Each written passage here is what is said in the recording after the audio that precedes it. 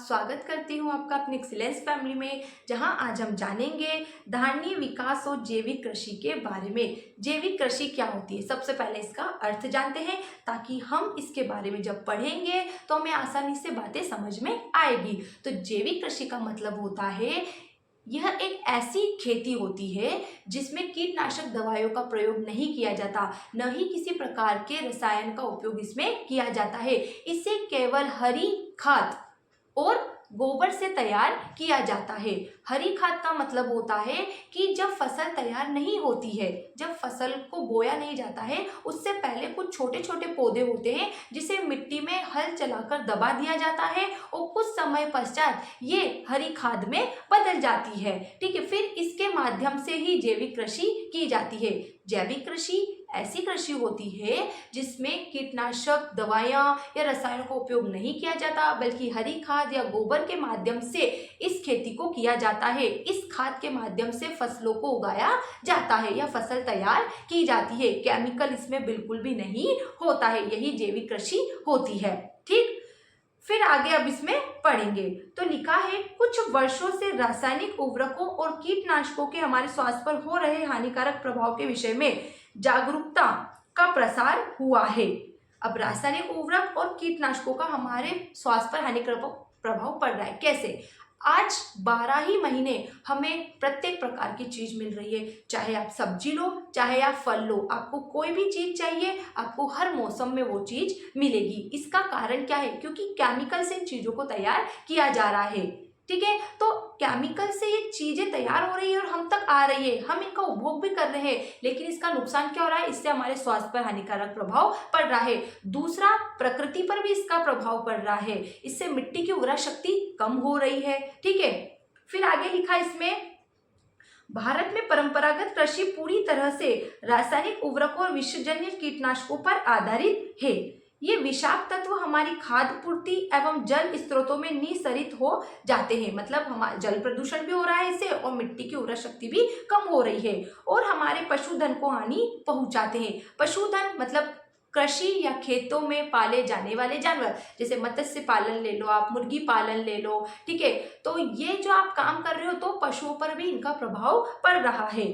साथ ही इनके कारण मृदा की उर्वरता भी क्षीण हो रही है। मतलब मृदा जो उपजाऊ है, मिट्टी जो उपजाऊ है, उसमें भी कमी आती जा रही है। जो कीटनाशक दवाइयों का प्रयोग करके आप किसी वस्तु या किसी चीज या किसी फसल को तैयार कर रहे हो, तो इसका एक प्रभाव, सबसे बड़ा प्रभाव हमारे स्वास्थ्य पर पड़ रहा है। दूसरा प्रभाव जमीन पर रहने वाले जीवों पर पड़ रहा है। कहीं ना कहीं वो भी तो उनकी पत्तियों को खाते हैं। ठीक है, पेड़ पौधों की पत्तियों को खाते हैं, या चाहे हमने मटर लिया है तो मटर के दाने निकालने के बाद हम उसको फेंक तो देते हैं, उसके छिलके को, तो वो भी तो क्या होता है, जानवर खाता है, तो उसके स्वास्थ्य पर भी उसका प्रभाव पड़ रहा है।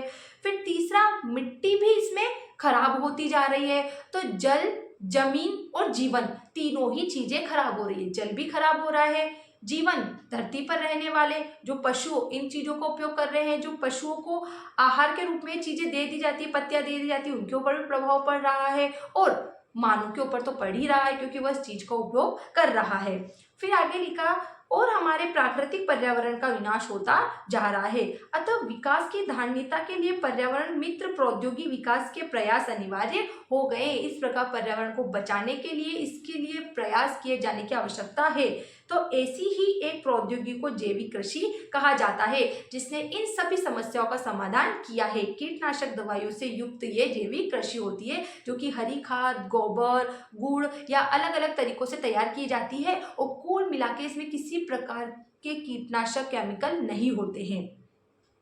फिर लिखा है, संक्षेप में जैविक कृषि खेती करने की वह पद्धति है जो पर्यावरण संतुलन को पुनः स्थापित कर उसका संरक्षण और संवर्धन करती है। मतलब पर्यावरण को बचाती है और उसे बढ़ाती है, उसका संवर्धन करती है। पर्यावरण को किसी प्रकार से नुकसान नहीं होता, किसी भी प्रकार की कीटनाशक से कोई प्रदूषण नहीं होता, क्योंकि जैविक खेती में कोई कीटनाशक मिलाया ही नहीं जा रहा है, कोई कीटनाशक दवाई नहीं मिलाई जा रही, तो प्रदूषण का सवाल ही नहीं उठता है। और इसके विपरीत अगर आप परंपरागत रीति से कृषि करोगे, कीटनाशक दवाइयां मिलाओगे, तो इससे प्रदूषण होता है। तो जैविक खेती एक ऐसी खेती है जिसमें कीटनाशक दवाओं का प्रयोग नहीं किया जाता, तो इसे जल, जमीन, जीवन तीनों को बचाया जाता है।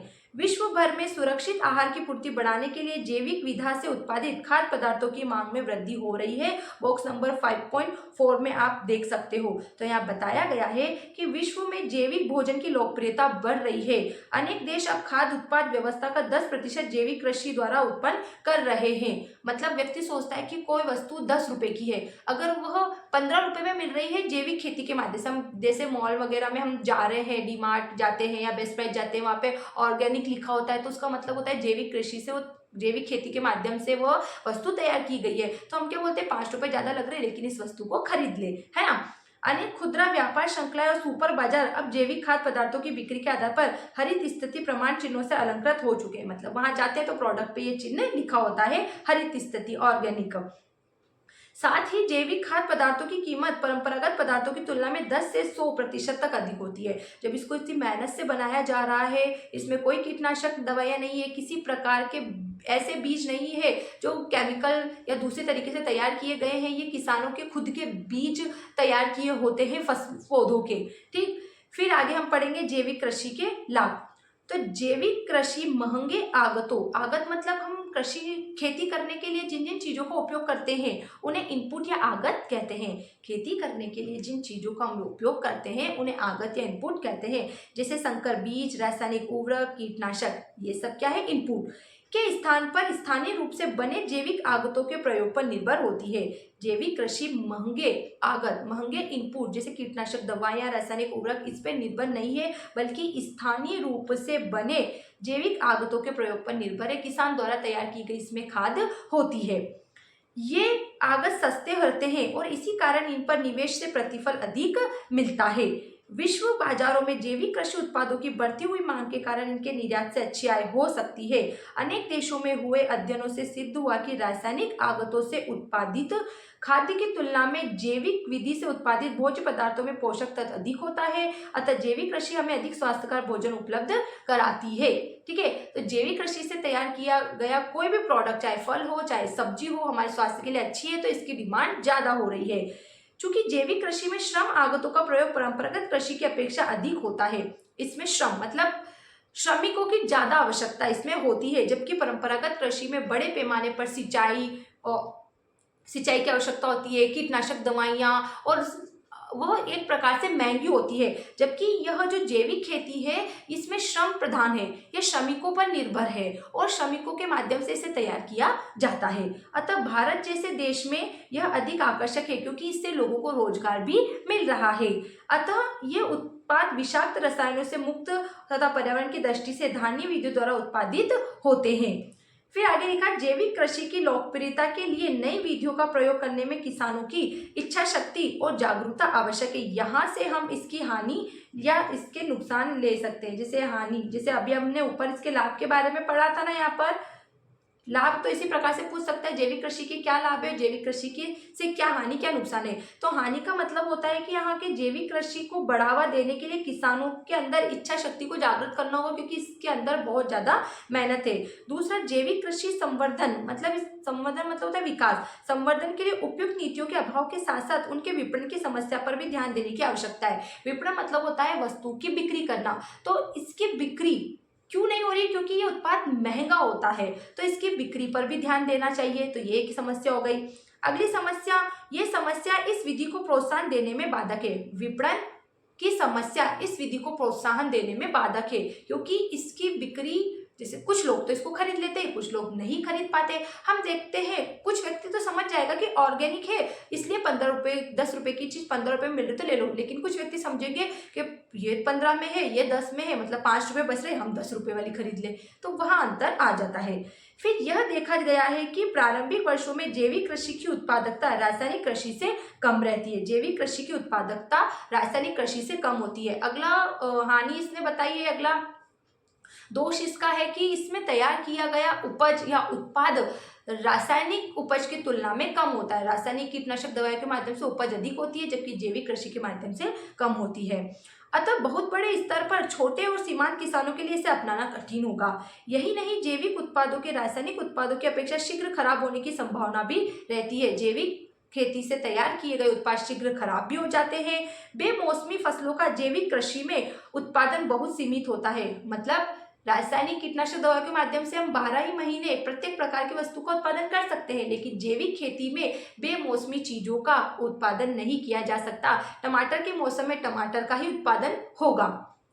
फिर भी जैविक कृषि धान्य कृषि के विकास में सहायक है और भारत तो निश्चय ही घरेलू और अंतर्राष्ट्रीय बाजारों के लिए इनका उत्पादन कर लाभान्वित हो सकता है। इतनी समस्या होने के बाद भी बोला है कि धान्य कृषि के विकास में यह सहायक है और भारत तो निश्चय ही घरेलू और अंतर्राष्ट्रीय बाजारों के लिए इसका उत्पादन कर लाभ प्राप्त कर रहा है, इसका निर्यात कर रहा है। तो आगे पूछा है कि क्या आप बता सकते हैं कि खाद्य तथा गैर खाद्य वस्तुओं का जैविक कृषि विधि का उपयोग कर उत्पादन करना सस्ता होगा?